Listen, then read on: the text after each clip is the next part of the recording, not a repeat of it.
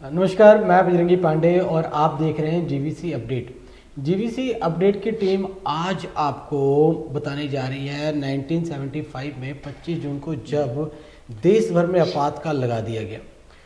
रात 12 बजे लोकतंत्र के गला घोटने का फैसला कर लिया जाता है और सुबह रेडियो के माध्यम से देश के सबसे बड़े कुर्सी पर विराजमान होने वाले देश के उस वक्त के प्रधानमंत्री श्रीमती इंदिरा गांधी जी देश को संबोधित करते हुए कह देती हैं कि पूरे देश में आपातकाल लग चुका है, एमरजेंसी लग चुका है। एमरजेंसी भारत के इतिहास में लोकतंत्र के ऊपर कलंक के रूप में भी जाना जाता है। हम किसी पार्टी का विरोध नहीं कर रहे, परंतु जो सत्य है उन्हें बताने का प्रयास कर रहे हैं।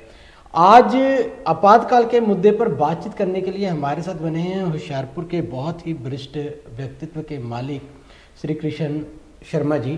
कृष्ण कुमार शर्मा जी ने 1975 के आपातकाल के दौरान खुद के निजी अनुभवों को किस प्रकार से एहसास किया और किस प्रकार से ये आप तक अपने निजी अनुभव पहुंचाते हैं, ये हमारा एक छोटा सा प्रयास है। सर, बहुत बहुत स्वागत है आपका। धन्यवाद। जीवीसी अपडेट में सबसे पहले मैं चाहूँगा सर कि आप अपने जन्म के कार्यकाल को, जन्म से लेकर माता पिता जी का और अपने जन्म स्थान का परिचय जरूर दे दें।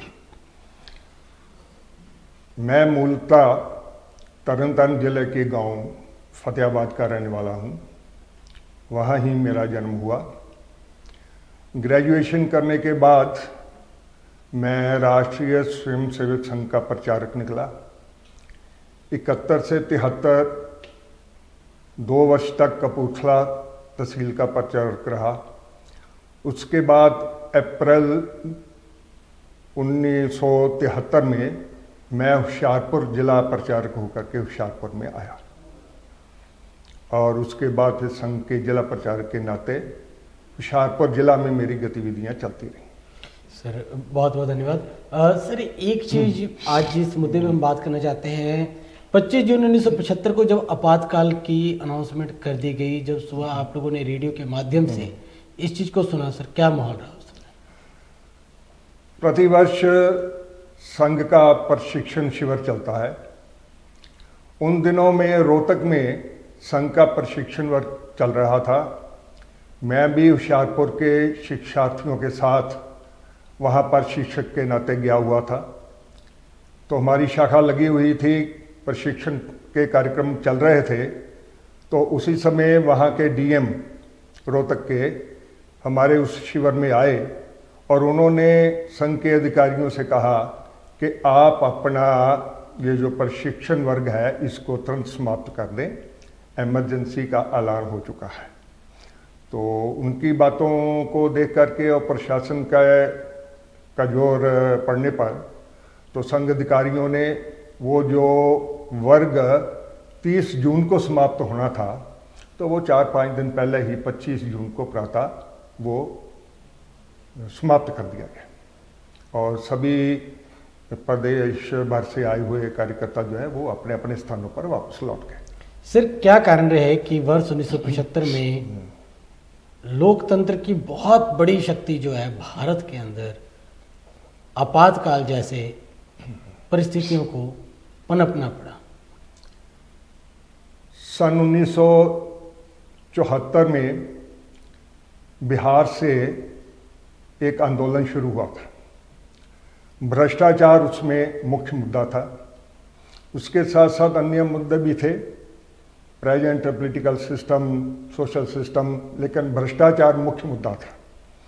वो जो आंदोलन बिहार से शुरू हुआ वो धीरे धीरे देशव्यापी आंदोलन बन गया और उस आंदोलन से तत्कालीन प्रधानमंत्री श्रीमती इंदिरा गांधी, उनको कुछ ऐसा लगा कि जी मेरी सत्ता को एक चुनौती हो सकती है। तो इसको मद्देनजर रखते हुए अपनी सत्ता बचाने के लिए उन्होंने लोकतांत्रिक मूल्यों पर आघात किया और इमरजेंसी की घोषणा की। सर, जिस समय इमरजेंसी की घोषणा कर दी गई, होशियारपुर के अंदर भी, पंजाब के अंदर भी किस प्रकार का माहौल रहा सर? इमरजेंसी की घोषणा करने के बाद और इस प्रकार का एक माहौल बनाया गया कि जिससे लोगों के मन में एक डर पैदा हो, और बड़े बड़े नेताओं को, और होशियारपुर के चौधरी बलबीर सिंह जी, प्रिंसिपल ओम प्रकाश बग्गा जी, इनको तो 25 जून को ही हिरासत में ले लिया गया था, और बाकी नेताओं को पकड़ने के लिए सरकार की ये सारी दौड़ चल रही थी। तो उस समय के जो अपना है सारा माहौल, वो एक डर का माहौल था, और इमरजेंसी लगाने के साथ ही सरकार ने समाचार पत्रों पर सेंसरशिप लगा दी। कोई भी समाचार पत्र सेंसर हुए बिना कोई भी समाचार पत्रों में छप नहीं सकता था। जो सरकार के विरोध में था वो नहीं छप सकता था, जिसको सरकार नहीं चाहती थी वो नहीं छप सकता था। तो एक प्रकार से इस तरह का माहौल उन्होंने पैदा कर दिया। सर, व्यक्तिगत बात करें तो आपको किन किन कठिनाइयों का सामना करना पड़ा, क्योंकि जिस प्रकार से प्रशिक्षण शिविर से आप लोगों को यह आदेश दे दिया गया कि शिविर को खत्म कर दें, और फिर आपको भी हिरासत में ले लिया गया, क्या माहौल बने थे सर, और किस प्रकार से हिरासत में लिए गए? माहौल तो बड़ा भय पैदा करने वाला था, और इस प्रकार का माहौल बन गया था कि जिन घरों में हमारा रोज का आना जाना था, उन घरों में भी जब जाना होता था तो वो परिवार सहम जाते थे, और किसी ना किसी बहाने ये कहने लग जाते थे कि आप यहाँ से जल्दी चले जाओ, पुलिस आपको देख रही है, जहाँ आ जाएगी, यानी वो डर जाते थे। तो जिनके रोज आना जाना रहता था उनके घरों में भी जा कर के और कुछ समय के लिए रुकना हमारे लिए कठिन हो गया था। तो इस तरह का माहौल जो है वो उस समय सारा क्रिएट हुआ था। सर, व्यक्तिगत रूप से जब आपको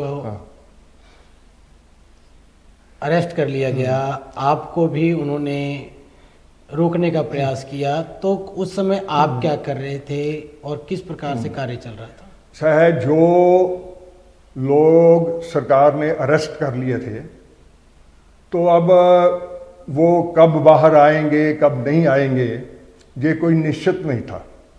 तो इसलिए उन परिवारों की देखरेख के लिए और वो उनको कोई दिक्कत ना आए अपने परिजनों के जेल में जाने के बाद, तो उस तरह के एक प्रबंध करने के लिए हम लोग घूम रहे थे।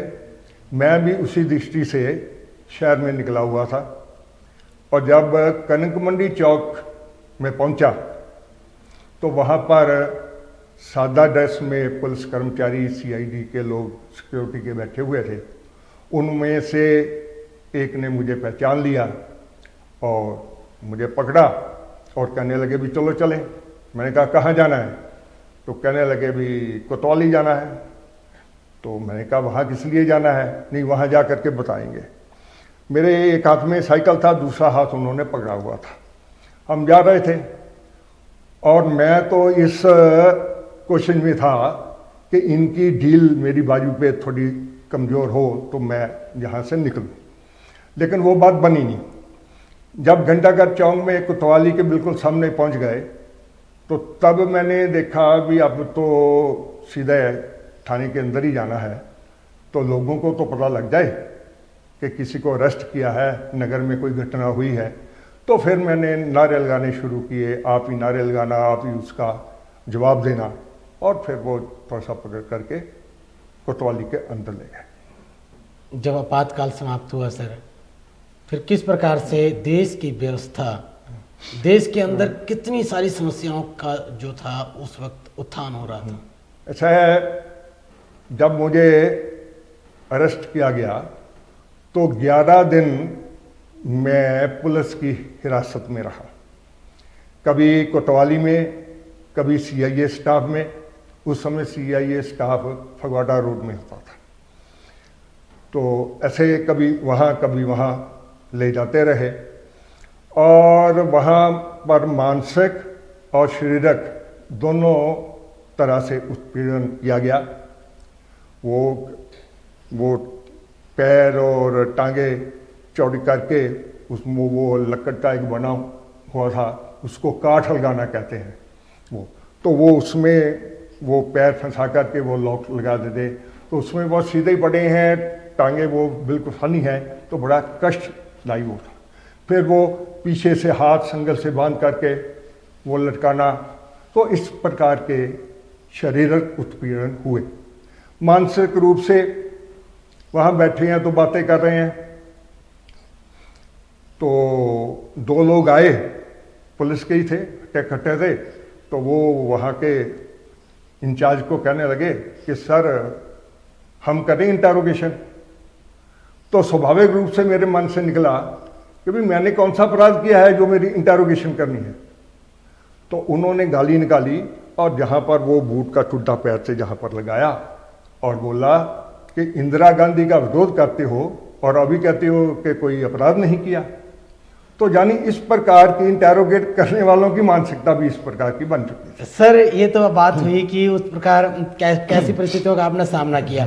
हमें पता लगा बड़ी रोचक कहानी थी, आपको अरेस्ट करने के पीछे, हिरासत में लेने के पीछे बड़ी रोचक कहानी थी। बहुत जो आरोप लगे थे वो भी काफी रोचक थी।